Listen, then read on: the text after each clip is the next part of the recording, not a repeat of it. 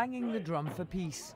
Japanese protesters marched through Tokyo's streets, calling on world governments not to support a military strike on Iraq. Young children marched in fancy dress, carrying signs calling for world peace.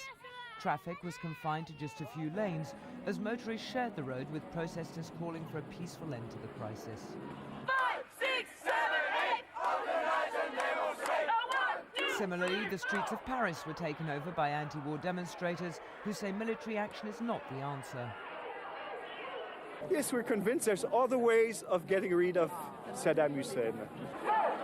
Some protesters say a war with Iraq is less about terrorism than about oil.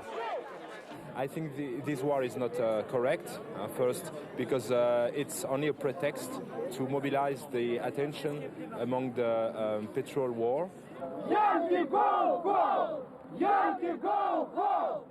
In Moscow, the Communist Party organized a demonstration outside the US Embassy in which protesters made their anti-American feelings clear. In a show of defiance against US-led calls for a strike on Iraq, they stood with their backs to the embassy. One placard portrayed the US president with missiles coming out of his mouth. Egyptians in Cairo vented their anger at the prospect of a strike on Iraq. They said their government was weak for not standing up to aggression aimed at their Arab cousins.